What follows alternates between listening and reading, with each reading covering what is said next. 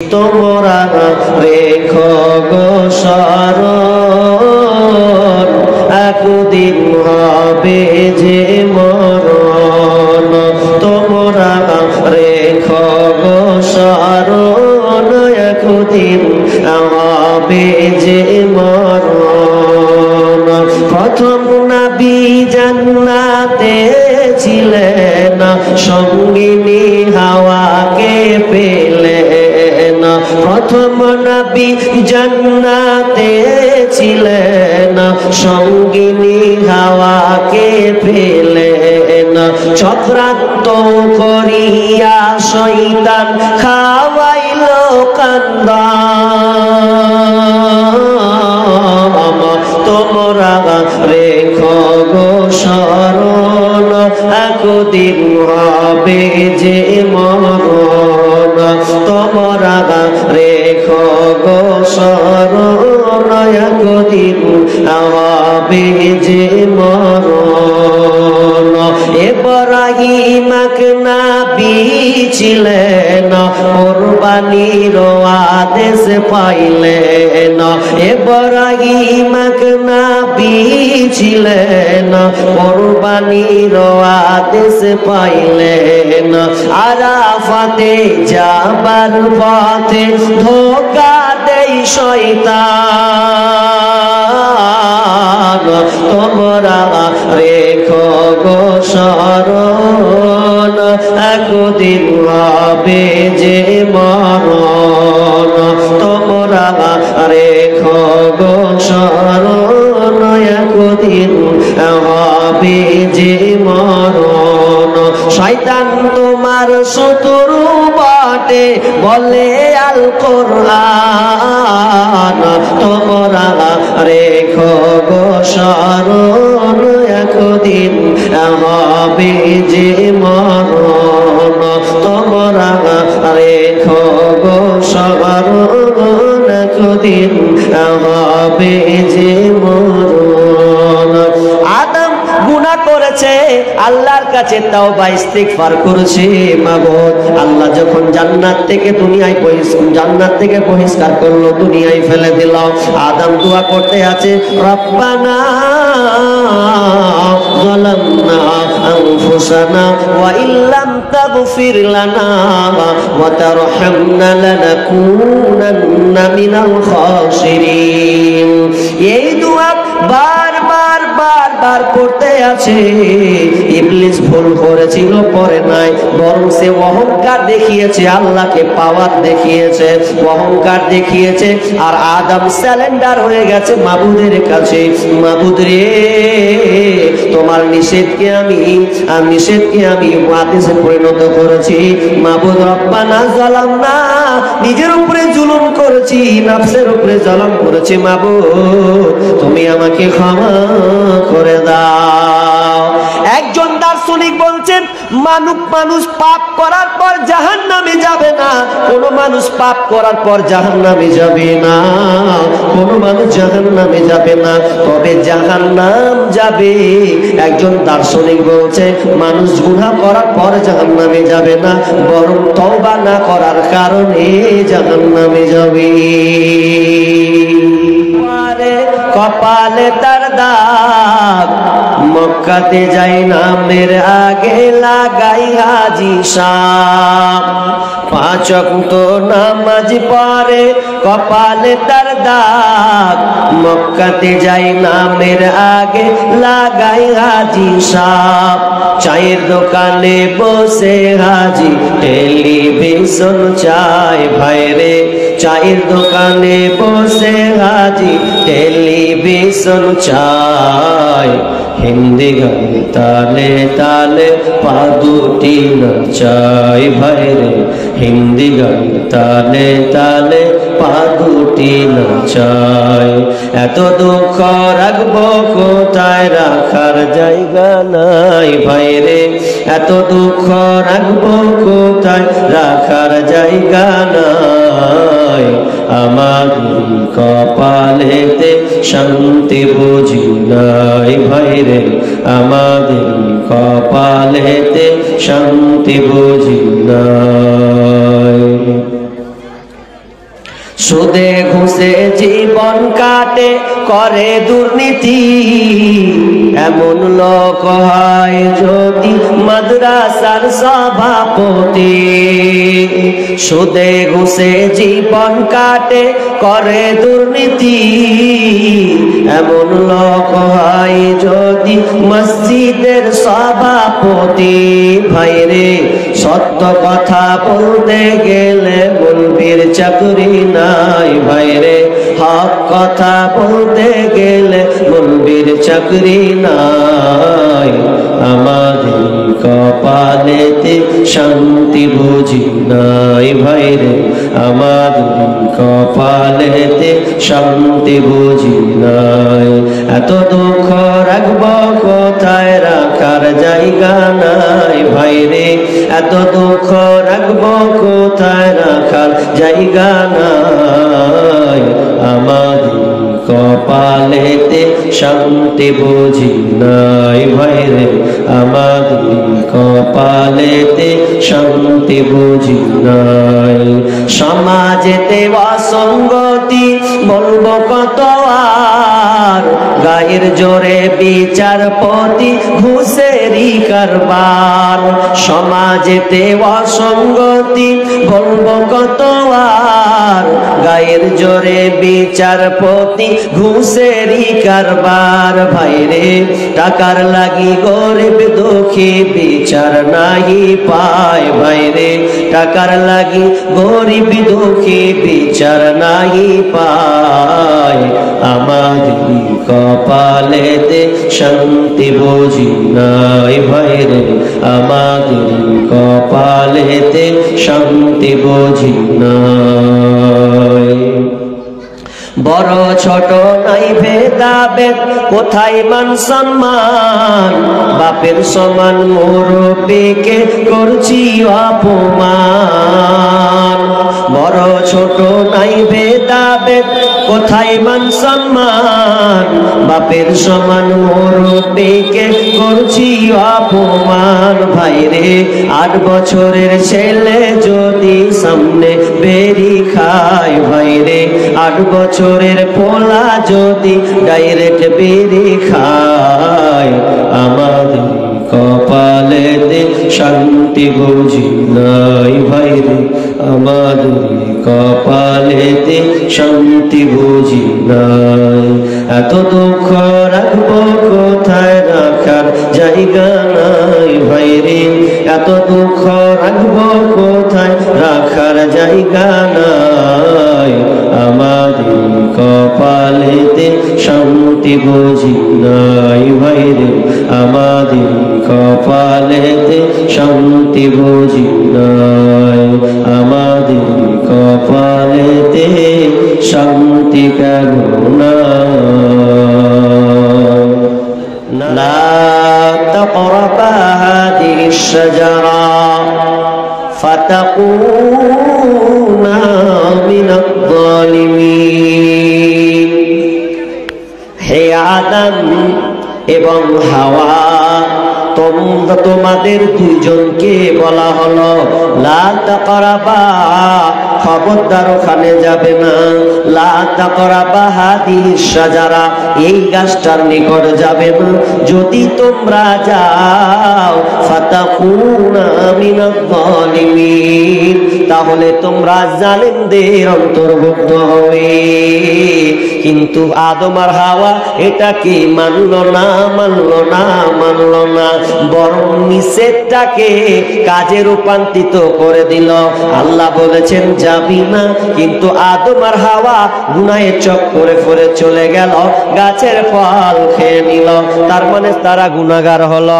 এবার তার আগে ইবলিসকে বলেছিলেন, ইবলিস সহ ফেরেশতাদের সকলকে বলেছিলেন ওয়াইদ কুল্লা লিল মালাইকাতি ইসজুদু লি আদম ফাসাজাদু ইল্লা ইবলিস।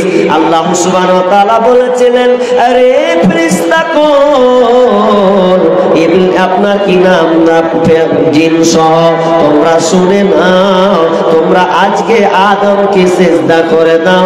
সমস্ত ফেরেশতারা সিজদা করলো ইল্লা ইবলিস, বল ইবলিস সিজদা করলো না, তো কি হলো? এটাও সে গুনাহগার হলো। এখানে আদেশ ছিল, আদেশটাকে মানলো না, অপরাধী হলো কি হলো না? হলো। আল্লাহ সুবহানাহু ওয়া তাআলা আপনার কিনা আদমকে জান্নাত থেকে বের করেছিলেন অপরাধের কারণে। একো আদেশ মানতে বলেছিল, মানে নাই। জান্নাত থেকে আগে মানে ওখান থেকে তাকে পরিষ্কার করে দুনিয়ায় পাঠিয়ে দিয়েছে। তোমরা রেখো গো স্মরণ, একদিন হবে যে মরণ। তোমরা রেখো গো স্মরণ, একদিন হবে যে মরণ। প্রথম নবী জান্নাতে ছিলেন, সঙ্গিনী হাওয়াকে পেলেন। প্রথম নবী জান্নাতে ছিলেন, সঙ্গিনী হাওয়াকে পেলেন। চক্রান্ত করিয়া শয়তান খাওয়াইল কান্দা। তোমরা রেখো গো স্মরণ, একদিন হবে যে মরণ। তোমরা রেখো গো স্মরণ, একদিন হবে যে মরণ। ইব্রাহিম নবী ছিলেন, কুরবানির আদেশ পাইলেন।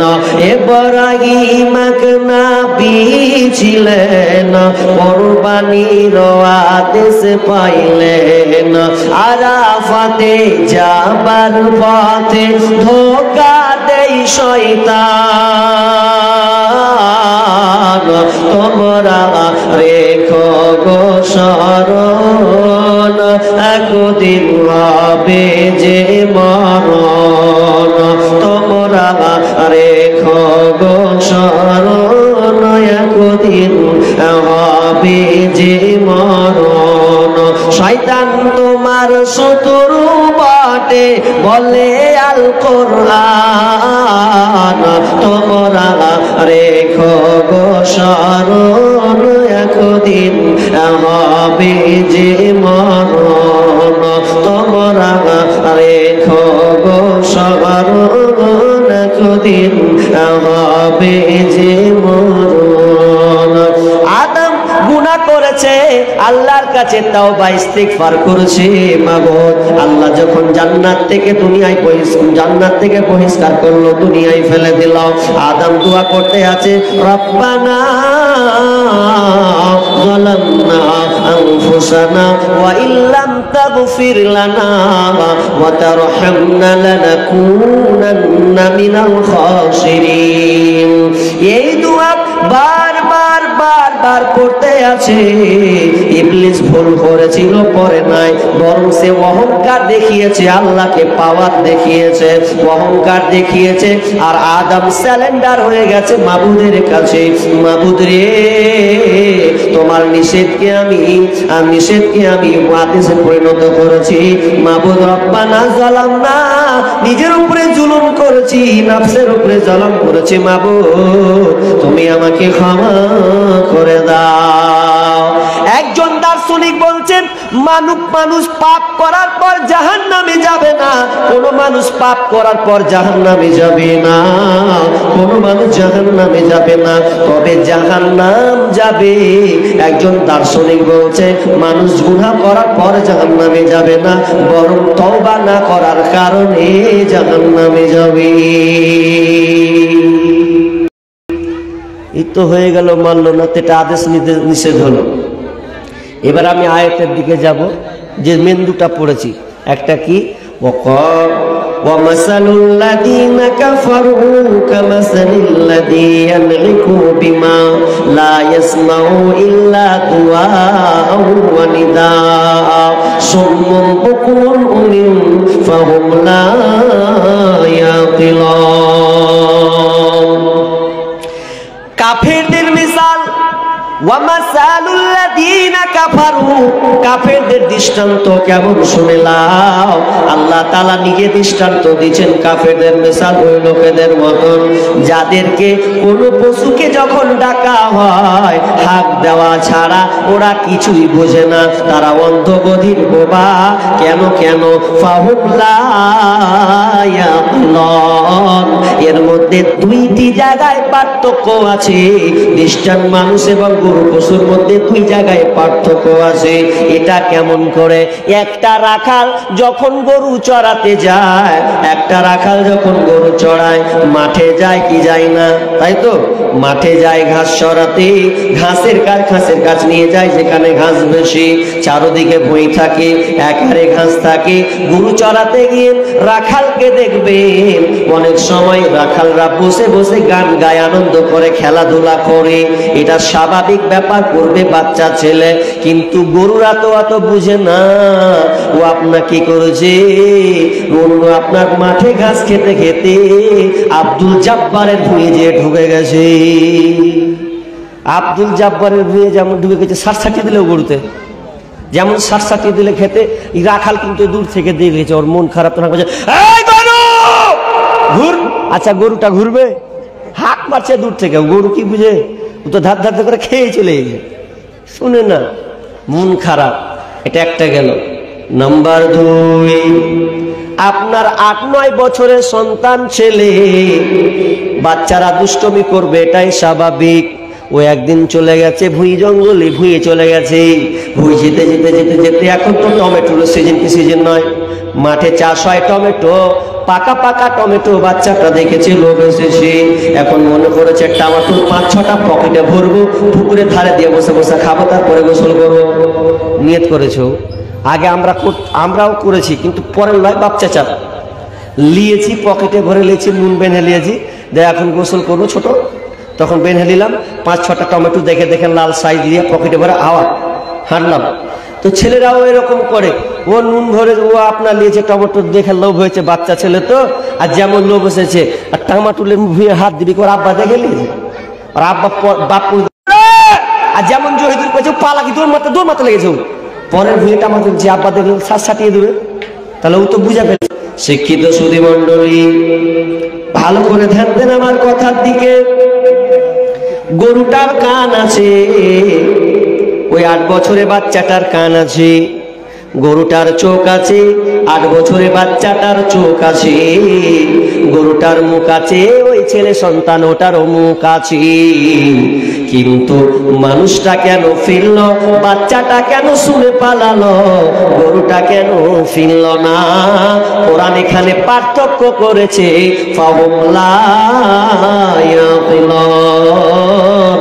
ওই গরুটার কোনো বোধ শক্তি নাই, মানুষটার বোধ শক্তি আছে, ক্ষমতা আছে, যেটা আমার মালিকের দান। গরুটার কি নাই? বোধ শক্তি নাই, আছে, ভালো মন্দ পার্থক্য করতে পারে না। মানুষটা পারে কি পারে না? পারে। এবার গরু ছাগল পাললো না, মানুষ পাললো। তো এবার দেখি আপনারাই কেমন মানুষ। আজান হচ্ছে, হাইয়া আলাস সালাহ,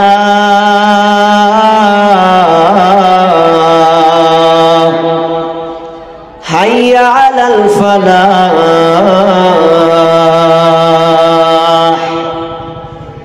আজান হলো প্রত্যেকটা গ্রামের জায়গায় জায়গায় জোহরের আজান।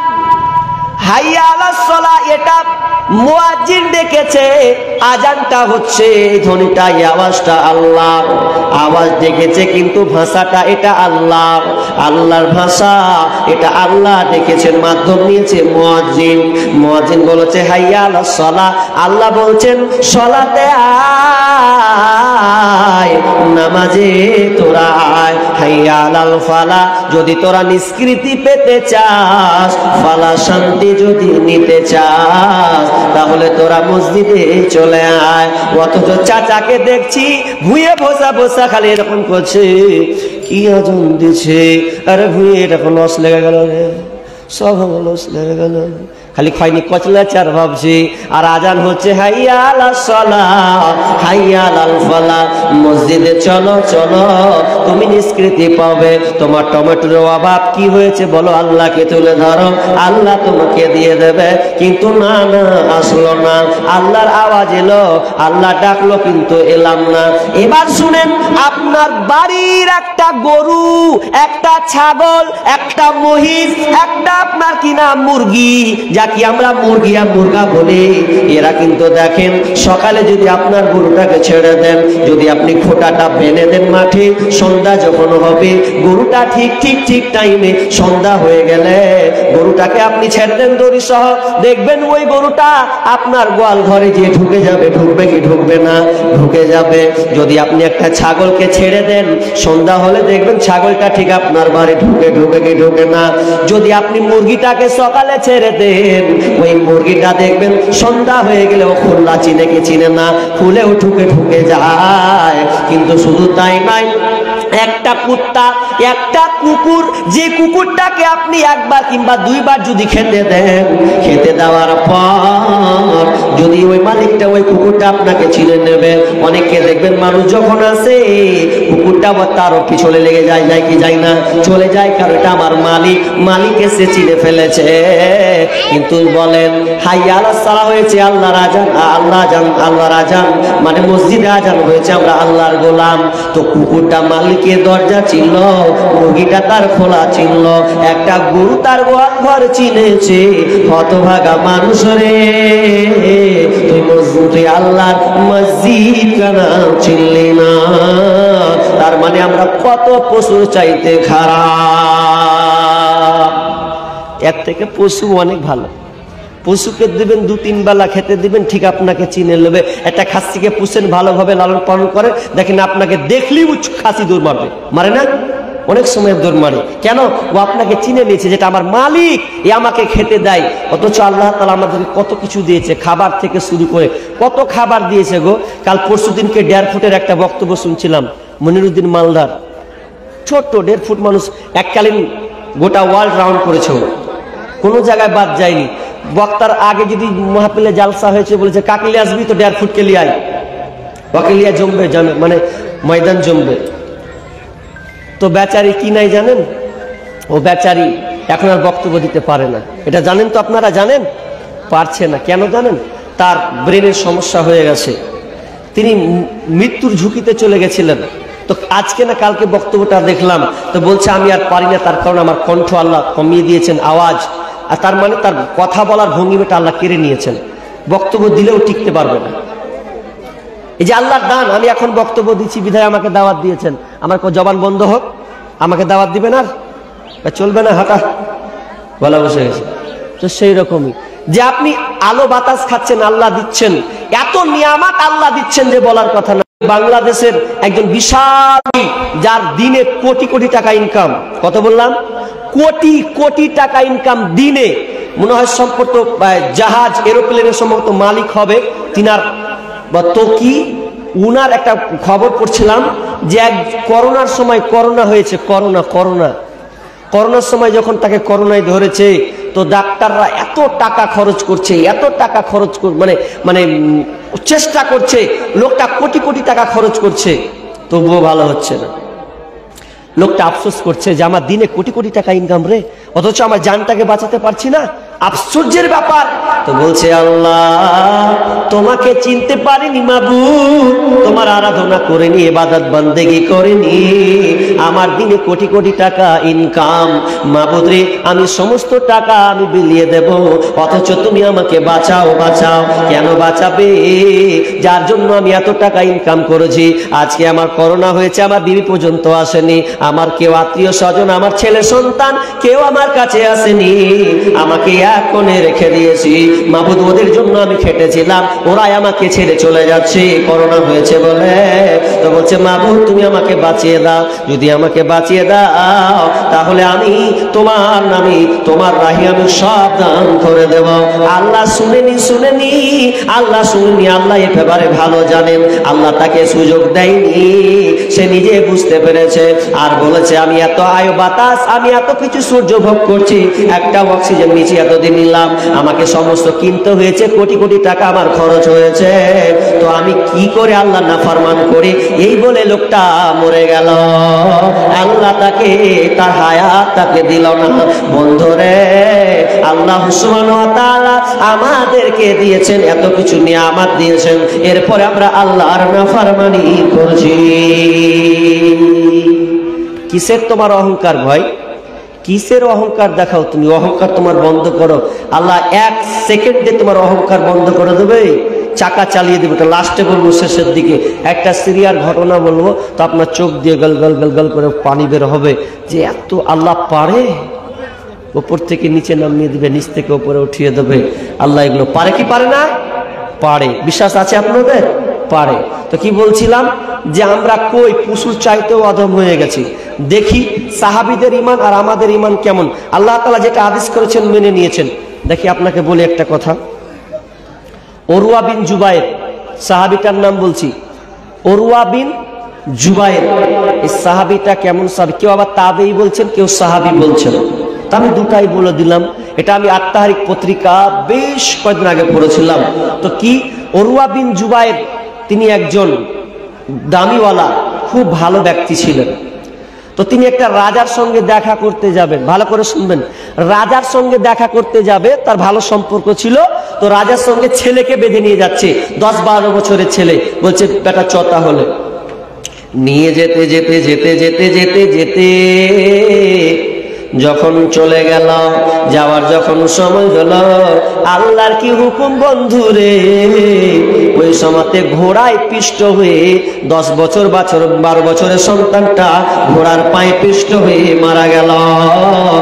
আপনার কিনা মারা সন্তান যদি মারা যায়, বাপের কষ্ট হবে কি হবে না? সবাই কাঁদবে।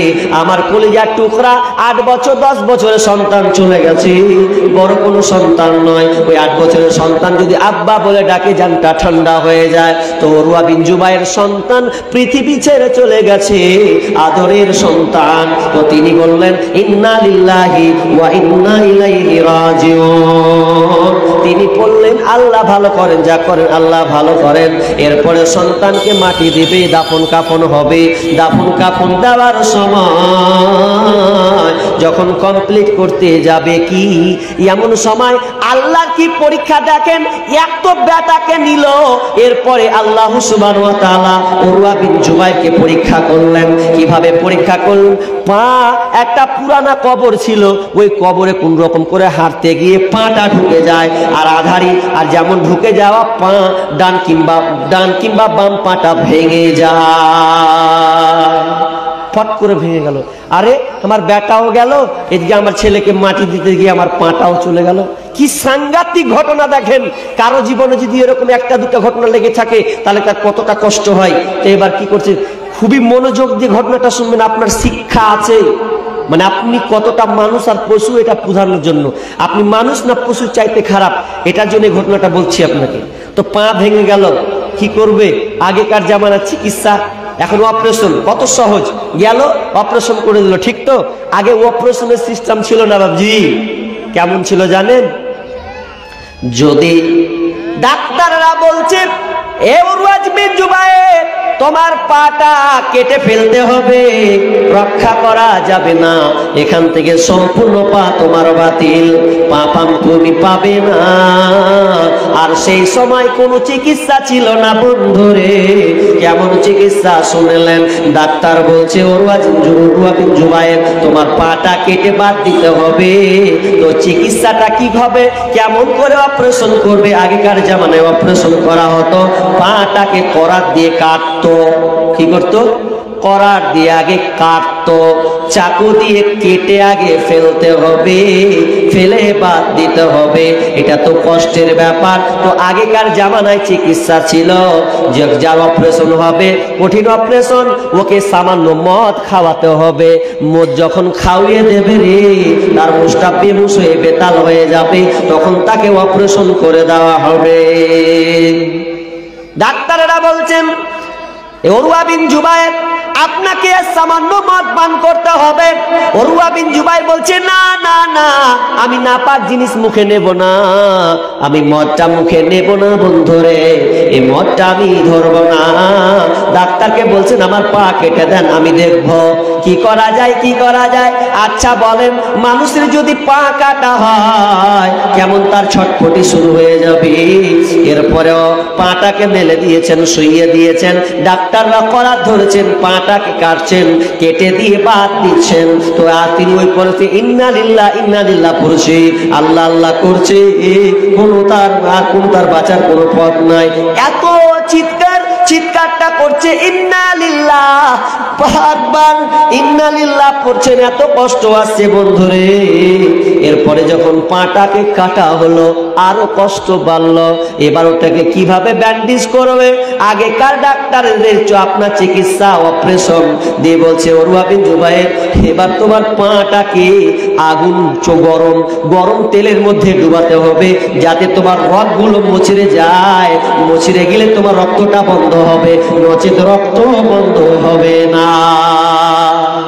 উরওয়া বিন জুবায়ের বলছেন ডাক্তার আপনি চালিয়ে যান, আমি বাঁচি যাই মরি, আপনি আমার অপারেশনটা করে দেন, আমি মদ মুখে নেব না, আমি একজন 5 ওয়াক্ত পাবন্দ নামাজি, মদ কোনোদিন আমি মুখে নেব না, মদ কোনোদিন নেনি, জীবনে মদ আমি নিব না। অথচ ওই সময় যদি মদটা নেই হয়তো কখনো ওটা জায়েজ হয়ে যাবে। কারণ সূরা মাইদাতে আছে, কেউ যদি নিজেকে জান বাঁচানোর জন্য শুকরের মাংস খায়, জান বাঁচানোর জন্য পৃথিবীর আর কোনো খাবার না থাকে, শুধু শুকরের মাংস যদি থাকে, যদি ওটা হারাম, ওই সময় যদি কেউ খেয়ে নেয় তাহলে কোনো গুনাহ হবে না। তো উরওয়া বিন জুবায়ের ঈমানি জজবা দেখেন, সে কিন্তু মদটা পান করছে না।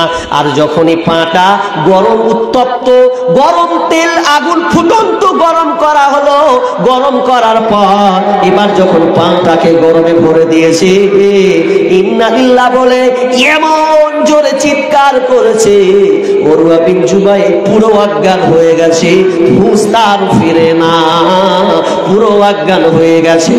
তারা তারিখ পত্রিকায় বলতে বলতে তারা শেষে লিখছেন, একজন গবেষক তিনি বলছেন উরওয়া বিন জুবায়ের জীবনে কোনোদিন নামাজ ছাড়েনি, পা ভেঙে গেছে তাও জীবনে নামাজ ছাড়ে নাই, অপারেশন চলেছে, সময় হয়েছে, নামাজ পড়েছে, কিন্তু তার একবার এক ওয়াক্ত নামাজ ছুটেছিল। কখন যখন তিনি অজ্ঞান হয়ে গেছিলেন, নামাজের টাইম হয়ে গেছিল, ওই সময় শুধু তার নামাজটা ছেড়েছিল, বাকি ওই সাহাবী, ওই তাবিটা আর জীবনে কোনোদিন নামাজ ছাড়েনি। এই রকম সাহাবী নামাজ জীবনে ছাড়েনি, এত কষ্ট হওয়ার পরেও তিনি এক ওয়াক্ত নামাজ পড়েননি। কারণ তার ব্রেন কি ছিল? সে অজ্ঞান অবস্থায় ছিল, তার হুঁশ ছিল না, সে বেহুশের বেতাল অবস্থায় ছিল, এই জন্য সে নামাজ পড়তে পায়নি। আর সে হারামটা খেলো না, দেখছেন, পান করলো না। হাজি, ওদের ইমান আর আমার ঘে ইমান কেমন? আচ্ছা এরকম লোক বলেন তো যে মৌলানা আমি বেরি হারাম শুনিনি, সুদ হারাম শুনিনি, ঘুষ খাওয়া হারাম শুনিনি, সিনেমা দেখা হারাম শুনিনি, এরকম লোক আছেন? হাত তুলুন তো দেখি। আছেন? নাই? বাহ, তার মানে সবাই জানি যে বেরি খাওয়া খারাপ জিনিস, সুদ খাওয়া খারাপ জিনিস। আচ্ছা বছরে কয়টা খুতবা হয়? জুম্মার খুতবা কয়টা হয় জানেন কেউ? গুনেছেন কোনোদিন কটা হয় বছরে জুম্মার খুতবা? কটা গো বাপজিরা বলেন কটা? যা কেমন হলো? 1 বছর ধরে জুম্মা পড়ছে, কটা জুম্মা হয় বছরে এটাই জানো না? 52টি খুতবা হয়। কটা বললাম? 52টা। তো 52টা খুতবাতে কতবার যে মানে বলেছে চুরি করিও না, ঘুষ খেয়েও না, কত না বলেছে, বিড়ি খেয়েও না। আচ্ছা এরকম লোক হাত তুলে বলেন তো যে মৌলভী সাহেব আমি বেড়ি খাইনি, বেড়ি খেতে খেতে ছেড়ে দিয়েছি আর খাই না, এরকম হাত তুলেন তো দেখি একজন।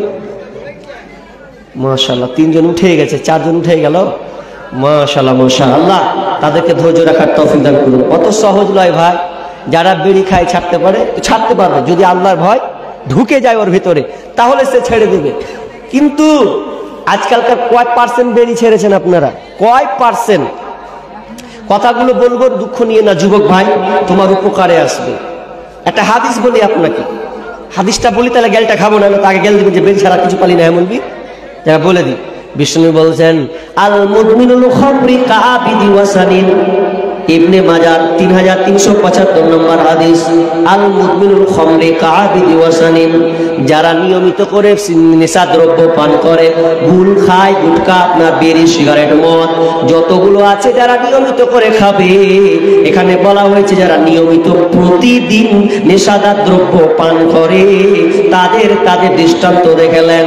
একটা আপনার বাড়ি কিছু দূর দূরে একটা মানে কি বলবো গোপাল দাস, বিকাশ দাস, রামচন্দ্র সেন, ওরা মূর্তি পূজা করে। হিন্দুরা মূর্তি পূজা করে কি করে না? করে। ওম নমঃ কি যা বলে পড়ে, করার পর এত কিছু বলার পর নাকের আছে এখানে শুরু করে দেবো, থাক এখানে, লোকটি পালিয়ে যাবে তখন ইনশাআল্লাহ। আমাকে একটু ইঙ্গিত করে দিয়ে, কটা বাজছে এখন? 11টা বাজতে এলো, তার এখানে চালাচ্ছি, যখন দেখবেন একটু তখন বলবেন আমাকে, হ্যাঁ? মানুষ যখন শুনবে না পালিয়ে যাবে তখন। কি বলছিলাম যে আপনার বাড়ির পাশে একজন হিন্দু মূর্তি পূজা করে যা গুনাহ করে, একজন মুসলমান যদি প্রতিদিন নেশাদার দ্রব্য পান করে, ওর পাপ যা আপনার পাপ সমান সমান, ওর পাপ যা আপনার পাপ একই সমান সমান। ওই আপনার গোপাল দাসকে যদি বিচারের মাঠে হাসরের ময়দানে এক জায়গায় খাড়া হয়, ও মুসলমান তুমি যদি নেশাদার দ্রব্য পান করো, তোমাকেও আল্লাহ ওই বিকাশ দাসের সঙ্গে একসাথে হাসরের মাঠে উঠাবেন, কোনো পার্থক্য থাকবে না। ও যা অপরাধ মূর্তি পূজা করে যা অপরাধ করেছে, তুমি বিড়ি সিগারেট খেয়ে ওই অপরাধ তুমি করেছ। একটা কথা বলি, রাগ করিয়েন না, বিড়ি সিগারেট গুল খাচ্ছেন খান, কিন্তু আমার গবেষণায় বলছি মদখোর চাইতে বিড়িখোর বেশি খারাপ। কথাটা অ্যাকসেপ্ট করতে হবে একটু পরে। গুটকাখোর, হিরোইনখোর এরা অনেক ভালো কার থেকে? বিড়িখোরের চাইতে। বিড়িখোরের জালে আমার জান গেল রে ভাই, আল্লাহর কসম করে বলছি। বিড়িখোর এত বেহায়া, ওর চাচার সামনেও ধরেছে, ওর বাপের সামনেও ধরেছে, মৌলবীর সামনে আজকালকে ধরেছে।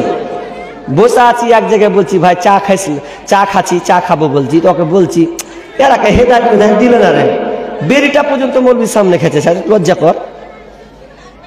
আরো বেরিটা লুকাবে কি হামাকে হয়েছে, আমার কি দোষ, আল্লাহ যদি হেদায়েত না দেয় আমাকে আরো ঘুরিয়ে মারছে। আচ্ছা ওকে আমি কি বলবো বলেন তো? এই বিষয়ে উত্তর দিয়েছিলাম, আজকে বলছি না, হেদায়েতের উপরে থাকলে উত্তরটা দিয়ে দিতাম। তো আলেমকে পর্যন্ত এখন তো আক্কা করে না গো। চায়ের দোকানে খাবো, ওখানে এক কাপ মারবো, তো তার আগে ধরিয়ে দিলে মলবি টলবি কিছু দেখলে না। ওই জন্য বলছি যে মদখোরের চাইতে বিড়িখোর সবচেয়ে বেশি খারাপ। আপনি যাই বলেন খারাপ নয়, মদখোর মদ খাবে, নোকালয়ে গিয়ে লক করে খেয়ে চলে আসবে বাড়িতে, খেলবে এক লোকায়ও। কত মদখোর আছে খেয়ে নিলে বাড়তে জানি পারতে লাগলো। আর কিছু মদখোর আছে তো ও এত বদমাসের বদমাস, চলতে চলতে ও চলে আসছে। তা আমি এক মদখোরকে দেখছি আমাকে গ্রামে, ছোটতে মদ খেয়ে এলেছে, ও একবার ফুল ভর্তি যে মদ খেয়েছে, ও এতটা খেয়েছে তো খালি ধাক্কা লাগছে দেওয়ালে, তো একবার লেগেছে এত খুঁটিতে, মানে এই পিলার বলেন আপনারা, পিলার বাড়ি কি বলেন, পিলার, ওখানে এক ধাক্কা লেগেছে। ধাক্কা যখন লেগেছে বেতাল তো মদ খেয়ে এলেছে, মানে প্রধানমন্ত্রী হয়ে গেছে ও এখন। ধরে এলেছে যে মা গে মাফ করে দেখে মা, ধাক্কা মেরেছে তোকে মা, মানে ও খাম্বাকে মা কইছে এখন। আর হুঁশ আছে, মদ বেটাল হয়ে গেছে ও। তো অবস্থা এত খারাপ, তো মদ এগুলো হচ্ছে কি খারাপ শুনলেন। শুধু তাই নয়, নেশাদার দ্রব্য যারা পান করবে পৃথিবীতে তাদের শাস্তিটাও শুনে নাও। বিশ্বনবী বলছেন ইসকামিন নাহারি গাউতাতি, বিশ্বনবী বলছেন যারা দুনিয়াতে মদ পান করবে, নেশাদার দ্রব্য পান করবে, খাবে, যত ধরনের নেশা আছে, আল্লাহ সুবহানাহু ওয়া তাআলা জাহান্নামে ওই নেশা যারা পান করবে তাদেরকে বলা হবে রে এ ফেরেশতারা, তোরা ওদেরকে সারাপ মুখে ঢেলে দে। কেমন সারাপ, কেমন সারাপ, যে মেয়েরা আপনার কি না দুনিয়াতে রান্ডিবাজি করেছিল, যেই মেয়েরা নিজের ইজ্জতকে বিক্রি করেছিল আপনার কিনা কি বলে বেশ্যালয় বেশ্যাখানায় গিয়েছিল, পতিতালয় দেহ ব্যবসা করেছে, যারা নিজের জীবনকে তোয়াক্কা করে নাই টাকার বিনিময়ে, আল্লাহ তাদেরকে ধরবেন। আর তাদেরকে যখন জাহান্নামে ভরা হবে, জাহান্নামে ভরার পর তাদের লজ্জা স্থান থেকে পচা পচা দুর্গন্ধযুক্ত রক্ত বের হবে, লজ্জা স্থান থেকে পচা পচা দুর্গন্ধ বের হবে। এত দুর্গন্ধ গন্ধতে জাহান্নামীরা টিকতে পারবে না। আর ওটা বের করার পর ওই সারাবিদেরকে ধরে দেবেন, লেত এবার খা, দুনিয়াতে খেয়েছিলি মদ, তোকে মজা লেগেছে, খুব চেটেছিস, খুব চাটনি দিয়ে খেয়েছিস, খুব চানা দিয়ে চেপিয়েছিস, খুব গরুর মাংস দিয়ে খেয়েছিস, এবার লে, এবার লজ্জা স্থানের ওই পচা পচা দুর্গন্ধ তার মুখে ঢেলে দেওয়া হবে, লে এবার তুই পান কর। কত খারাপ নোংরা জিনিস তার মুখে ঢেলে দেবে। তো ভাইরা আমার, এই জিনিসটা ছেড়ে দেন। তাহলে একটা কি আল্লাহ তাআলা কি বললেন যে তোমরা এখানে শাস্তি কি দেওয়া হলো যে খবরদার তোমরা এটা করিও না। একজন দিয়েছেন 500 টাকা, রাখেন, লিখে রাখেন, একটু বলে দিন আমাকে, 500 টাকা হলো। এবার দ্বিতীয় লগ্নে চলেন, নেশাদার দ্রব্যকে আর বললাম না, মেয়েরা আপনাদের দিকে গুল করে গো, মেয়েরা গুল করে, গুল মেয়েরা করে না ভালো। আমাকে মুর্শিদাবাদ চাপ্পা চাপ্পা ওরা লিয়ার মুখে ভরে লাগে, ওটাই খেয়াও লাগে। আল্লাহু আকবার। কত খায় কি হয় বলছি একটু পরে। এত খায় গুল করে এরা, যে গুল করে একবার লিলে ওরা আবার ক্যাপাসিটি জানেন। আগে তো মা বোনকে দেখেছি আঁচলে বেঁধেছে, এখন আর আঁচলে বাঁধে না। ওই 10 টাকার বেলা লিয়াই কি বলে ওটাকে, জি লিয়া ডলার একটু এইদিকে একবার এইদিকে, এমন ভূষণ মারছে মানে দাঁত চিকনা করছে, এত পুরা কচলা মারছেও। তো এমন করে মারছে, আর নেশা জাগছে মেয়েদের, মেয়েরা তো এদিকে খুব পাকা গুলের দিক দিয়ে, তো এত নেশা জাগছে তো খালি মুখ কামড়েছে, খালি করে নেশা খুব যখন ফেলছে ওর থুপ ফেলাটা দেখেছে, এত নোংরা, আল্লাহু আকবার। এরপরেও ফেলছে, আজীব লীলা। এরা এত গুল ছাড়ে না, নেশাদার দ্রব্য এত নোংরা জিনিস। মা বোন গুল ছেড়ে দেন। বসে আছে এইদিকে, তাও কোনো পাঞ্জাবি পরে আছে, তাও আর সহ্য হয় না, বলছে বেরিটা টান নেবে, ধরে নেবে, দুই না মিলে বাঁদরের মতন ঝুলছে, সিট পায়নি, এরম করে ঝুলছে, তাও কইছে বেরিটা ধরা নেবে, জানটা বাঁচা, বেরিটা পরে খাবি, বলছে বেরিটা আগে খেতে হবে। বলছে ডেসালাই যে এই যে নেই, গ্যাস লাইট যে নেই, বলছে ডেসালা নেই, বলছে ডেসালা হবে, পরে যাবে এক টুতি, ওরা বলা বলি করছে। দুই না ধরেছে, এখন বেরি খেতে হবে ওকে, নাহলে আর রেহাই নেই। এত বেরি করে, আর গন্ধে টিকা যায় না, আল্লাহ কিছু কইতে পারি না, আলগা মানুষ কি বলবো, কিছু বলতেও পারি না, এত গন্ধ করছে। কথা বলছে মুখ দিয়ে গন্ধ, নাক দিয়ে গন্ধ, আপনার জামা দিয়া গন্ধ, পকেট দিয়া গন্ধ, ঘুমাতে যান তবুও গন্ধ, এত গন্ধ সব জায়গায় গন্ধ, পায়খানাতে গিয়েও গন্ধ। ও যদি বেরিখোর পায়খানা করে বের হয়, আমি যদি ঢুকি তো সালা গন্ধ দেখতে পারবো না, সব সময় সব জায়গায় গন্ধ, বিছানায় গন্ধ, বাথরুমে গন্ধ, পকেটে গন্ধ, মুখ দিয়ে গন্ধ, নাক দিয়ে গন্ধ, হাত ধরতে গেলেও গন্ধ। আমার আবার জাগে মনে সন্দেহ, আর বিবি আবার কেমন করে থাকে রে আল্লাহ, বিবি যে কত কষ্ট করে থাকে আল্লাহই জানে। অথচ বিশ্বনবী স্বামী স্ত্রীর মহব্বত কেমন ছিল জানেন? কত মহব্বত তাদের মধ্যে। আয়েশা নিজে বলছেন, মা আয়েশা বলে আমি যে পানি পিতাম, ফিরে সেই পানি আমি নবীকে দিতাম। মা আয়েশা বলে আমি যে পানি পিতাম, ফিরে সেই পানি আমি নবীকে দিতাম। পিতাম যেখানে আমি মুখ লাগাইয়া, নবীজি পিতেন সেইখানে মুখ দিয়া। আর যে হাড়ের গোশত লাগাইয়া দাঁত, নবী ফিরে খাইতেন স্বামীজি আমার। মানে গোস্তা খেতেন, তো গোস্তা নিয়ে আল্লাহ রসুল কেড়ে নিতেন, কেড়ে নিয়ে ওইখানে আল্লাহ রসুল টানতেন, গোস্তকে চাবাতেন, মায়েশার মুখ থেকে কেড়ে নিতেন, কেড়ে নিয়ে হাড্ডিটা পর্যন্ত কেড়ে নিতেন, ওটাও চুষে চুষে চুষে চুষে খাতেন। এমন নবী ছিলেন। এই জন্য মায়েশা বলছেন, মায়েশা বলে আমি যে পানি পিতাম, ফিরে সেই পানি আমি নবীকে দিতাম। পিতাম যেখানে আমি মুখ লাগাইয়া, নবীজি পিতেন সেইখানে মুখ দিয়া। আর যে হাড়ের গোশত লাগাইয়া দাঁত, নবী খেতেন নবী নেকে যা। আমি থাকিতাম যখন হায়েজের হালে এই রকম করিতেন নবী নেক নামে মুখের ঠায়ে ঠোঁট লাগাইয়া খুশিতে খেতেন গোস্ত আপে খুশিতে ভরিয়া নিহাত থাকিতাম আমি হায়েজের হালে এই রকম করিতেন নবী নেক নামে কবু ঘৃণা করে নাই নবীজি আমার কত ভালোবাসিতেন বিবি দিকে তার আল্লাহ রাসূল বিবিদেরকে কতটা ভালোবাসতেন খাবারকে কারাকারি করতেন আনন্দ করতেন ভাইরা আমার তো বলছিলাম নেশাদার দ্রব্য কত খারাপ বন্ধুরে আপনারা আজ থেকে নেশাদার দ্রব্যটাকে ছেড়ে দেন এটা আল্লাহ হারাম করেছেন খাওয়া যাবে না এরপরেও খাচ্ছেন তওবা করেন খাওয়া ছেড়ে দেন নাম্বার 2 আল্লাহ তাআলার এবার আদেশ চলেন কি আল্লাহ বলছেন লা তাকরাবা হাদিহিশ আল্লাহ বলছেন ওলা তাকরাবু ওয়ালা তাকরাবুজ জিনা ইন্নাহু কানা ফাহিশাতাও ওয়া সাআ সাবিলা আল্লাহ সুবহানাহু ওয়া তাআলা বলছেন খবরদার তোমরা জিনার নিকটবর্তী হবে না জিনার ধারে কাছে তোমরা যাবে না কারণ এই জিনাটা হচ্ছে সবচাইতে নিকৃষ্ট একটা পাপ জিনা খুবই নোংরা জিনিস আল্লাহ নিষেধ করলেন জিনার কাছে যাবে না আল্লাহ বলছেন না এখানে ভাষাটা বুঝেন আল্লাহ বলছেন না জিনা করিও না আল্লাহ বলছেন জিনার নিকটবর্তী হইও না কিন্তু আজকে আমরা জিনার নিকটবর্তী হয়ে যাচ্ছি জিনা কত খারাপ একটা মেয়ে যদি একবার চোখ মেরে দেয় ওই কোনো ছেলেটাকে ও সারা রাত নিন দেবে না সালা কেন আমাকে চোখ মারলে और नीन হবে না একটা মেয়ে ভালো মেয়ে যদি একটা ছেলেকে চোখ মেরে দেয় ওর অবস্থা কেরাসিন হয়ে যাবে কেন মারলে কার বেটি ছিল এটা এখন খুঁজ লাগবে এখন আর ঘুম নাই এখন যদি পাইতেও নাম্বারটাও লিবে এখন অথচ আল্লাহ বলেন ওয়ালা তাকরাবুজ জিনা জিনার ধারে কাছে যাবে না আর জিনাটা তো এইভাবেই হয় কি হয় না আস্তে আস্তে দেখতে দেখতে দেখতে করতে করতে করতে নাম্বার নিতে নিতে জিনা হয়ে যায় তো আজকে জিনা হয়ে যাচ্ছে আমরা হলে কত কুকাম করতাম সাহাবীদের আর আপনি একটা ঘটনা বলি আপনাদেরকে ঘটনাটা কি জানেন একটা মেয়ে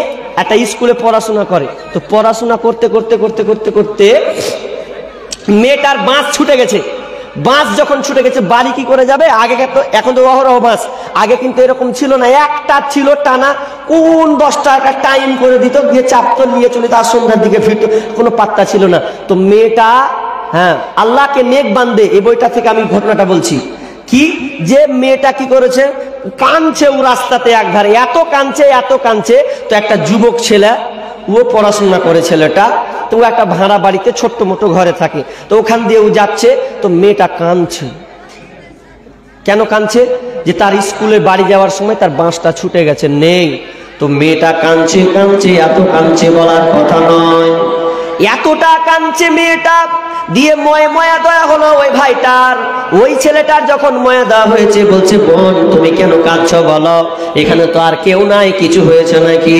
বোনটা বলছে ভাই আমি খুব বিপদে পড়ে গেছি আমার এই পাশে আমার স্কুল আছে প্রতিদিন আমি স্কুল যাই আর বাড়ি যাই বাসে আসি আর যাই কিন্তু আমার আজকে বাসটা ছুটে গেছে পাচ্ছি না তো কি করব আমি যদি না যাই বাপ মা হয়রান হয়ে যাবে খুঁজে যাবে ওই সেই সময় মোবাইল ছিল না যে মোবাইল দিয়ে ফোন করবে কোনো তাওয়াক্কা ছিল না তখন বোনটা কাঁদে আর ছেলেটাও ভাবছে মেয়েটাকে যদি আমি ছেড়ে যাই তাহলে তো মেয়েটাকে আর কেউ কিছু করে নেবে তো দরকার নাই ভয়ঙ্কর আপনার কিনা দিন আসছে সন্ধ্যা ঘনিয়ে গেছে কালো হয়ে গেছে দিয়ে বলছে ভাই বোন চলো আমার বাড়ি বাসা বাড়িতে থাকবে ছোট্ট একটাই ঘর কোনো ঘর নাই ছোট্ট একটা ঘর তোমাকে আমি কোন রকম করে রাখবো সকাল হলে তোমাকে আমি ছেড়ে দেবো স্কুলে বোনটা আপাতত একটু খুশি হলো বলছে চলো ভাই জানটা তো বাঁচাই দিয়েছে বাড়ি নিয়ে চলে গেল মেয়েটাকে খেতে দিল খাবার দাবার দিল রাত হলো বিছানা বিছিয়ে দেওয়া হলো ছোট্ট একটা ঘর মানুষজন নাই সুন্দর একটা মহিলা যৌবনে ভরপুর একটা যুবতী একটা মহিলা শুয়ে দিয়েছেন ছেলেটাও ওই ঘরে আছে দিয়ে মনে মনে ভাবছে যে আমি ঘুমিয়ে যাই মেয়েটাকে আমি ঘুমিয়ে দিই ওকে ঘুমিয়ে দিলাম ঘুমিয়ে একদিকে চলে গেল ছেলেটাও একদিকে চলে গেল ঘটনাটা ভালো করে শুনেন ছেলেটা যখন ঘুমাবে ওই সময় শয়তান ওয়াসওয়াসা দিচ্ছে শয়তান আকৃতি তাকে ধরলে বলছে এই চকটক করে যুবক, কি ব্যাপার? তোর মতন কি খাপা লোক আছে, একটা সুন্দরী মেয়ে তোর ঘরে আছে, আর তোর তার যৌবনটার চাহিদা তুই নিবি না? এটা তো হতে পারে না। তুই ওকে ধর, এখনই আনন্দটা করে নে, মেয়েটাকে তুই উপভোগ করে নে। মনে মনে শয়তান ওকে রিপ রিপ করে ধরছে। আর ছেলেটা বলছে, ছি ছি ছি, কি ভাবছি আমি রে, ছি, কত নোংরা জিনিস আমি ভাবছি। আজকালকার হলে কি হতো, সালা শখ মিটিয়ে নিত, কেউ নাই, একটাই মেয়ে, কেউ নাই, আর একটা হ্যালো কইছে তো আর ইস্যু খেয়েছে, হ্যালো কহে মিষ্টি কথাতে তো অত জান পালিয়েছে। তো সামান্য একটা মেয়ে আছে, মেয়ে, ঘটনাটা কত স্ট্রেন দেখেন আগে। যুবক তোমাকে বলছি, যখন মেয়েটা ঘুমিয়ে আছে, শয়তান বারবার ওসবা দিচ্ছে, কি রে খাপা, এরকম তুই সুযোগ পাবি না। এত সুন্দর একটা মহিলা, যেই মহিলাকে আজকে তুই উপভোগ করে নে, মজা লুটে দে, পয়সা লাগবে না, টাকা করে কিছু লাগবে না, তোর কিছু করতে পারবে না, তোকে কেউ মানে তোকে অপরাধীও করবে না, তুই আজকে সুযোগ পেয়েছিস, কর। বারবার শয়তান খালি ওসওয়াসা দেয়। ছেলেটা চট করে উঠে গিয়ে একটা চেরাগ নিল, ভালো করে দেখেন, চেরাগ নেওয়ার পরে চেরাগটাকে জ্বালিয়ে দেওয়ার পর যখন জ্বালিয়ে দিয়েছে, কাঠি মেরে দিয়েছে, আগুন ধাওদা, আপনার চেরাগটা আলোকিত হয়ে গেল ঘরটা। আবার শয়তান বলছে, কি ধরাচ্ছিস, বাদ দে, যা মেয়েটার কাছে যা, মেয়েটার কাছে যৌন তরঙ্গ আছে, তুই একটা যুবক, যা মিলনে চলে যা, দুজন একসাথে চলে যা। বারবার যখন বলছি, তখন ওই যুবকটা একটা আঙুল নিয়েছে, আঙুল নিয়ে ওই চেরাকে আঙুল দিয়ে হাত দিয়ে দিয়েছে। হাত দেওয়ার পর যখন আগুনের চেরাকটা দাও করে বড় তাপিক মানে কোলতার বড় করে দিয়ে জ্বলিয়েছে, আঙুলটা চেরাকের কাছে ভরে দিয়েছে, আর নিজে বলছে, ওরে হতভাগা রে, তুই কি জাহান্নামের আগুন সহ্য করতে পারবি? বল, তুই যদি আর জাহান্নামের আগুন সহ্য করতে পারিস, সামান্য এই দুনিয়ার চেরাকের যদি সহ্য করতে না পারিস, জাহান্নাম তুই কিভাবে সহ্য করবি? একটা মেয়ের সঙ্গে আমি যাব, বোন হিসাবে আমি তাকে জায়গা দিয়েছি, আর আমি তার সঙ্গে আমি খারাপ আচরণ করবো না। এভাবে একটা আঙুল পুরালো, আর মন মানে না, শয়তান বারবার ওসওয়াসা দিচ্ছে, আবার দ্বিতীয় আঙুল চালাচ্ছে, আবার দ্বিতীয় আঙুল চেরাগের ওপরে চালিয়ে দিচ্ছে, যে বলছে, বল তুই আগুন সহ্য করতে পারছিস? যদি পারিস তো যা, মেয়েটার কাছে যা, তুই এটাই তো তাপ সহ্য করতে পারিস না, সামান্য চেরাগের আগুন, সামান্য প্রদীপের জ্বালা সহ্য করতে পারিস না, জাহান্নামের আগুন তুই কিভাবে সহ্য করবি রে? এ করতে করতে একটা নয় 10টা আঙুল পর্যন্ত পুড়িয়ে ফেলেছে, সারা রাত এইভাবে পার হলো। শুধু তাই নয়, দিয়ে ওই ছেলেটা ব্যান্ডেজ করে দিয়েছে, ব্যান্ডেজ করে দেওয়ার পর সম্পূর্ণ ব্যান্ডেজ হয়ে গেছে, ব্যান্ডেজ করে দিয়ে ফজর হয়ে গেল, মেয়েটাকে উঠিয়ে দেওয়া হলো, খাবার আপ্যায়ন করা হলো, মেয়েটাকে সুন্দর করে স্কুল নিয়ে চলে গেল। মেয়েটা কিন্তু লক করে, মেয়েটার মনে তো একটু ভয় আছে, ও লক করে ওই দৃশ্যগুলো দেখেছে, যে ছেলেটা কত আল্লাহওয়ালা ছেলে, দিনদার ছেলে, দেখো সে নিজের আঙুলকে পর্যন্ত পুড়িয়ে দিয়েছে, আমার কাছে কোনো আসে না, টাচ তো দূরের কথা, আমার চোখে পর্যন্ত সে আসে নাই। এই কথাটা সকালে ওই মেয়ের বাপ মা খুঁজাখুঁজি করেছে, পেয়েছে, বুকে জড়িয়ে ধরে নিয়েছে, দিয়ে বলছে, আব্বু এই ছেলেটার বাসায় আমি ছিলাম, শুধু তাই নয় আব্বু, শুনেলাম এই ছেলেটা কত ভালো, কত ইমানদার, দেখো আব্বু ছেলেটা সমস্ত আঙুলকে পুড়িয়ে ফেলেছে, শয়তানে খপ্পরে পড়েছিল, অথচ আমাকে একা পেয়ে আমার সঙ্গে ভালো সুলভ ব্যবহার করেছে, আমার সঙ্গে খারাপ আচরণ করে না। কি জোরে বলেন, বেড়েছে না কমেছে? বেড়েছে, এত বেড়েছে ঘরে পর্যন্ত ঢুকে গেছে, এত জেনার 6 লাখ চলছে, জেনা এত চলছে, জেনা চলতে চলতে আজকালকার কি হয়ে গেছে, 14ই ফেব্রুয়ারি সামনে আসবে, দেখবেন 14 ফেব্রুয়ারি, 14 ফের ভ্যালেন্টাইন ডে, ভালোবাসা দিবস, এই 14 ফেব্রুয়ারি যখন আসবে তখন দেখবেন সব জোড়া লেগে আছে। আর পার্কের কথা তো কই না, তো রোজই জোড়া লেগে থাকছে, রোজই। ওগুলা কে? ওটা আপনার বেটি, ওটা কে? আপনার বোন, ওটা কে? ওটা আপনার খালাতো বোন, ওরাই আছে। আপনি কোন পার্ক যাবেন? সব পার্ক এখন ওরা বুকিং করে নিয়েছে, ভালো মানুষ যাওয়ার কাজ না। বাপ বেটা যদি একসাথে যায়, লজ্জায় বলবে যে বাপ তুই থাক, আমি পালিনি, থাকতে পারবে না, টিকতেই পারবে না। পার্কগুলো এত নোংরাই পরিণত হয়েছে এখন, আগে তাও মানুষ গিয়েছে। কি বলছিলাম, যে জেনা এমন ভাবে বেড়েছে, তো আজকালকার মেয়েরা বিয়ের আগে গর্ভবতী হচ্ছে, কি হয় না? হয়ে যাচ্ছে গর্ভবতী। 14ই ফেব্রুয়ারি নামে চলছে বেঈমানি, হেরার চেয়ে দামি জিনিস হারায় অনেক নারী। 14ই ফেব্রুয়ারি নামে চলছে বেঈমানি, হীরার চেয়ে দামি জিনিস হারায় অনেক নারী। দুষ্টু ছেলের মিষ্টি কথায় পরে নারী ফাঁদে, সব হারিয়ে বোনটি আমার বসে বসে কাঁদে। প্রেমের নামে চলছে এখন অশ্লীলতার ছোঁয়া, কতক মনের নারীর সম্মান পান্তা ভাতার মোয়া। প্রেমের নামে চলছে এখন অশ্লীলতার ছোঁয়া, কতক মনে নারীর সম্মান পান্তা ভাতার মোয়া।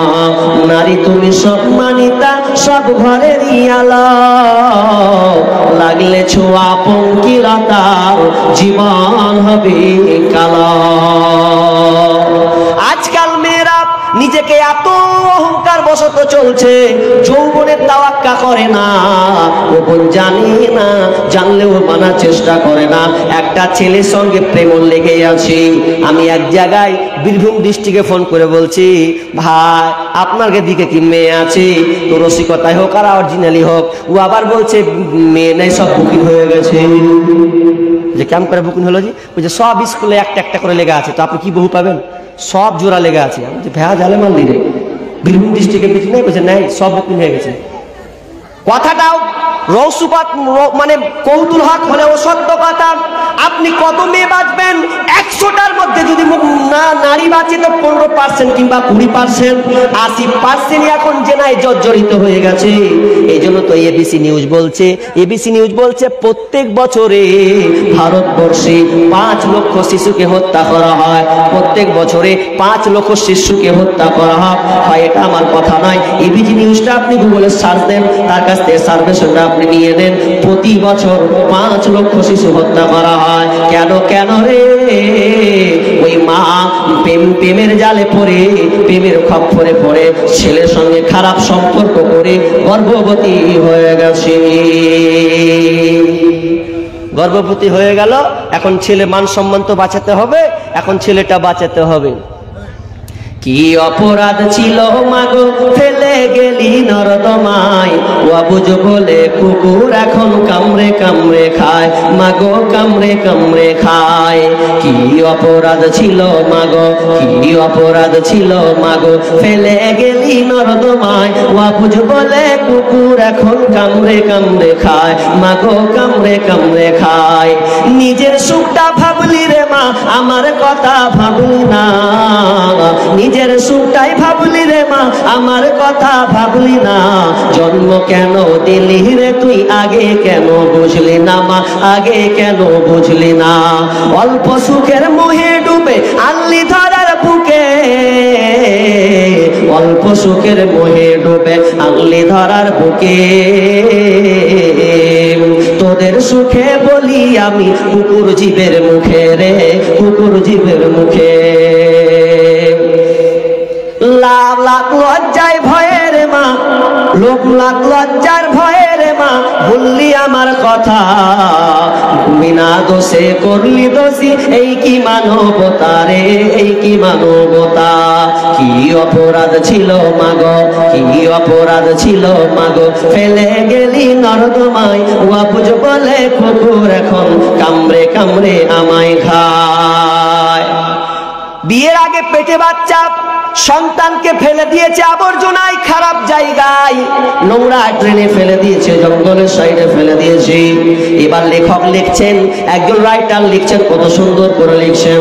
যখন ওই আপনার ভুলটাকে, ওই সন্তানটাকে যখন ফেলে দেওয়া হয়, তখন ওই সন্তান বলছে, মা তুমি আমাকে চিনতে পারো না মা, তুমি 14ই ফেব্রুয়ারি নামে তুমি পার্কে গিয়েছিলে, তোমার বন্ধু তোমার প্রেমিককে ডেকেছিলে, ওর সঙ্গে আনন্দে আত্মহারায় চলে গেছো কয়েকটা সুখের দিনের জন্য, তুমি ওর সঙ্গে মিলনে গেছো, আমার জন্ম দিয়েছো, আমি তোমার পেটে এসেছি, আমার কি দোষ বলো? শুধু তাই নয় মা, তুমি আমাকে জঙ্গলে যখন ফেলে আসলে, তখন আমি তোমাকে ঢুঁড়তে লাগলাম গো মা, আমি চারদিকে ঢুঁড়তে লাগলাম, ঢুঁড়তে ঢুঁড়তে পেলাম না, আমি চিৎকার করতে লাগলাম, ভাষা তো আমার নাই মা, তুমি আমাকে নিয়ে যাও মা। আমি মা বা ডাকার কোনো আমার মানে সাহস নাই, আমি মা বলতে পারবো এটা নাই, কিন্তু আমি কাঁদছি কাঁদছি, কাঁদো কাঁদো ভাব। তো আমি ভাবলাম কুকুর আসলো, আমার আওয়াজটা শুনে কুকুর এসেছে। আমি ভাবলাম হয়তো কুকুরটা আমাকে আমার মায়ের কাছে নিয়ে যাবে, কিন্তু না গো মা, কুকুর তো তোমার কাছে নিয়ে যাওয়ার জন্য আসেনি গো মা। ওই কুকুরটা আমাকে কামড়ে মুখে ধরলো, ধরার পর আর 10টা কুকুর একত্রিত হলো গো মা। যখন আসলো আমাকে ওই কুকুরগুলো, একটা কুকুর আমার আপনার পুরো বডিকে চিড়ে দিয়েছে, একটা কুকুর আমার মাথাকে ধরেছে নিয়ে চলে গেছে, দ্বিখণ্ডিত করে দিয়েছে। সবাই মাথাটাকে নিয়ে কুকুরে ছিঁড়াছিঁড়ি করছে গো মা। আমি কত কষ্ট পেয়েছিলাম গো মা, আমি কত কষ্ট পেয়েছি, আমি মা মা করছিলাম, অথচ তুমি আসনি গো মা। ওই সন্তানটা বলছে মা শুধু তাই নয় গো মা, তুমি আমাকে জন্ম দিয়েছো, তুমি অন্যায় খারাপ কাজ করেছো, অবৈধ সম্পর্ক করেছো, তুমি প্রেমিক বলে তাকে জায়গা দিয়েছো, ওই বেঈমানের কারণে তুমি আমাকে কেন ফেললে গো মা? তোমরা বেঈমানি করেছো, তোমরা অপরাধী, আমার কি অপরাধ? তুমি কেন আমাকে ওই জঙ্গলে ঝোপঝাড়ে ফেললে গো মা? এই বলে বলে বলে তখন ওই বাচ্চাটা বলছে মা শুনে না, তুমি যেদিন কিয়ামতের মাঠে দাঁড়াবে সেদিন তুমি আল্লাহকে কি জবাব দেবে? তুমি মজা নিয়েছো দুনিয়াতে, কেউ দেখে নাই, আর আজকে তুমি আমি হয়েছি বলে আমায় তুমি ছুঁড়ে ফেলে দিলে। 10 মিনিটের আবেগ মাগো 5 মিনিটের মন, কে তুমি মা দেখতে দিলা না এই পৃথিবীর মন। জোর করে আসিনি তোর শরীরে আমি, পৃথিবীতে নাকি সন্তান হয় মায়ের কাছে দামি। তবে কেন সুখের ভুলে আমায় পেটে নিলা, সুখের শেষে কেটে ছিঁড়ে আমায় ফেলে দিলা। একদিন তুমি আমার কাছে, একদিন তুমি আমার কাছে আসবে ঠিকই মাগো, কি বলবে আল্লাহর কাছে জমা করে রাখো। আমি তো বেঁচে গেছি, আমি তো বেঁচে গেছি, বেঁচে গেল মা, নইলে লোকে বলতো মরে অবৈধ সন্তান। একটু অবৈধ সুখ পেতে মা, একটু অবৈধ সুখ পেতে মা আমায় পেটে নিলে, কলঙ্কের ভয়ে তুমি আমার ছুঁড়ে ফেলে দিলে। তোমার মাও করতো যদি, তোমার মাও করতো যদি তোমার সাথে এমন, বুঝতে মা গো সেদিন তুমি মৃত্যুর যন্ত্রণা কেমন। আল্লাহ বলছেন খবরদার জিনা করিও না, যেও না। মা বোন তওবা করো, ইস্তিগফার করো। এই জিনা এত নোংরা খারাপ জিনিস। এই জিনা বাড়ার কারণ কি জানেন? জিনা বাড়ার কারণ হচ্ছে আমরা হাদিসকে ফলো করছি না। রাসূল সাল্লাল্লাহু আলাইহি সাল্লাম বলেছেন, হাদিসটি বুখারীর রিওয়ায়াত, বুখারীর হাদিস। স্বামী মারা গেছে তো 500 টাকা। মেয়েদের তরফ থেকে কে দিলেন? আপনি দিলেন? না না, মেয়ের দান তোলা। আচ্ছা আচ্ছা আচ্ছা, মেয়ের মহল থেকে 500 টাকা। স্বামী মারা গেছে না, স্বামী মারা গেছে এই জন্য 500 টাকা দিয়েছিল। আল্লাহ এই দানকে আল্লাহ তুমি কবুল করো। স্বামী হারা, স্বামী যদি না থাকে সংসার চালানো খুব মুশকিল। সংসারের দায়িত্ব দেখভাল আল্লাহ তাআলা পুরুষকে দিয়েছেন। আর স্বামী মানে একটা কি জান্নাতি সম্পর্ক, যে বিষয়টা আপনাদের কবর গাড়িতে বলেছিলাম, মহিলা সম্পর্কে আলোচনা করেছিলাম। তো সেই বোনের স্বামী পৃথিবী ছেড়ে চলে গেছেন নাই, রব্বুল আলামিন জানি না কবর কি হালাতে আছে। মাবুদ তুমি দানের বদলাতে আল্লাহতে স্বামীর কবরকে তুমি প্রশস্ত করে দাও, কবরে আযাব বন্ধ করো, আল্লাহ তুমি তাকে জান্নাত নসিব করো, বলুন আমিন। ওই বোনকে আল্লাহ তুমি ধৈর্য রাখার তৌফিক দান করো, সকল বলুন আমিন। এবং যেন সে নিজের ইজ্জতকে হেফাজতে রাখতে পারে, সকল বলুন আমিন। 500 টাকা দিয়েছেন, তো ইনশাল্লাহ আমি আর 5 মিনিট আছে, ওদিকে চলে যাব। তো কি করলাম ভাই? তো জেনা ছেড়ে দেন, কিন্তু আজকে জেনা ঘরে ঘরে ঘরে ঘরে ঘরে ঘরে হয়নি, ঘরে ঘরে জেনা গো। কি বলবো আপনাকে, শাশুড়িরা পর্যন্ত আগিয়ে দিছে। আমি জামাই, আমি যাব শ্বশুর বাড়ি, তো আমি ঢুকছি, তো আমার শাশুড়ি করছে রহিমা যত দুলা ভাই এসছে চা খান দিয়ে গে, চা দিয়ে আসছে, চা উমুক তুমুক খান দিয়ে গে, রহিমা তোর দুলা ভাইয়ের মাথা কামড়েছে রে, ও কোনটা দেখিয়ে গে। শাশুড়িতে সুযোগ করে দিছে। তার চাইতে নিমো হারাম বেঈমান মহিলা পৃথিবীতে আছে? এরকম হবে কেন? না, এটা তুমি করিও না, করে দিচ্ছি আমরা। আচ্ছা আচ্ছা, একটা কথা বলেন তো, বিড়াল এদিকে আছে, বিড়াল আছে, বিড়াল বুঝেন তো, বিলাই বলি আমরা, বিলাই বিড়াল। আচ্ছা, বিড়ালকে যদি আপনি বলেন, বিড়াল রে আমার 1 কিলো মাছ গালা জোগা, তারপরে দিন নিয়ে চলে যাবো, ও শুনবে? সালা বিড়াল তুই আমাকে মাছ খেয়ে সাত পাড়া পালি। তো অবস্থা আমরা তাই। আর দুলা ভাইকে মানে কি শালিকে আগিয়ে দিচ্ছে, যা শালি। আর ফষ্টি তো আছে, বলছি না, নওজুবিল্লাহ, মুখ নষ্ট হয়ে যাবে। সমাজে কি খারাপ আছে, বলছে ও অর্ধেক ঘর আলি না, কি বলে না, এইরকম। এত নিষ্ঠুরতা কথা কেন? মা বোন চাপিয়েন না। জালসার দিনই কত যে সালিয়া দুলা ভাই ঘুরেছে আল্লাহ জানে। আজকের দিন ঘুরেনি, বলছে শাস্ত্রীকে, বলছে মাজি, বলছে কি হলো জি, বলছে ই রহিম সখিনাকে নিয়ে যাবো, কিন্তু বলছে জালসা শুনতে। বাপরে, জালসা শুনতে যাবে ওকেলেও? আচ্ছা বলেন, আপনারে বলেন, জালসা শুনতে যাবে ওকেলে কি আকাম তুমি করবে, দে বাড়তে ছুঁয়ে যাবে, কোনো কল। এটা কেয়ার দোষ, বাপ আর মায়ের দোষ। প্রথম হচ্ছে বাপ এবং মায়ের দোষ, তার দোষ নাই।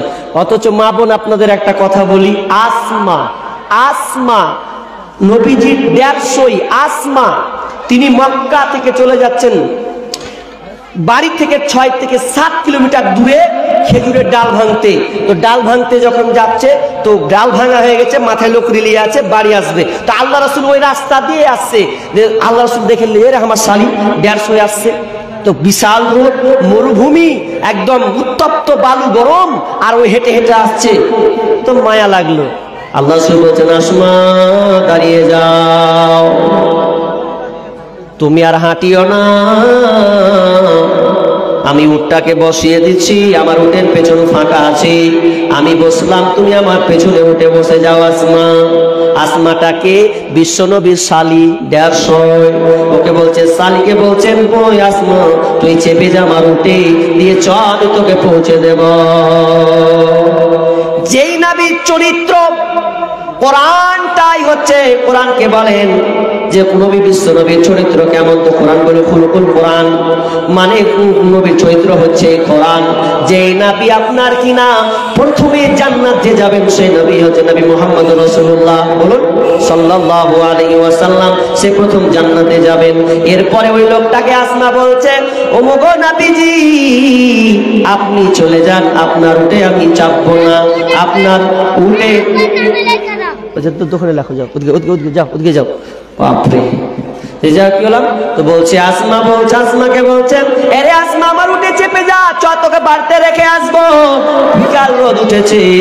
এবার আসমা বলছে, ও দয়ার নবী গো, আমি আপনার উঠে চাপবো না, আপনার উটের পেছনে আমি চড়বো না, আপনি যেমন এসেছেন তেমন চলে যাও, আমি মেয়ে মানুষ, বাড়ি থেকে যেমন হেঁটে এসেছি, হেঁটে আমি বাড়ি চলে যাব, আমি আপনার উঠে চাপবো না। যদি আপনার উঠে আমি চড়ি, তো মানুষ 5 কথা বলবে, তা নিজের শালিকে পেছনে উঠিয়ে নিয়েছে, মানুষ 5 রকম বলবে, এটা আমার সহ্য হবে না। শুধু তাই নয় গো আল্লাহ রাসূল, আমার স্বামী একটু কঠোর টাইপের লোক, তো আমি এটা চাই না যে আমার স্বামী রেগে যাক। আর আপনি তো জানেন আমার স্বামী কতটা নিষ্ঠুর, মানে একটু রাগী মানুষ, টাকি মানুষ। তো না না না, যাব না, আমি যেমন 7 কিলোমিটার হেঁটে এসেছি, 7 কিলোমিটার ঠিক বাড়ি আমি পৌঁছে যাব।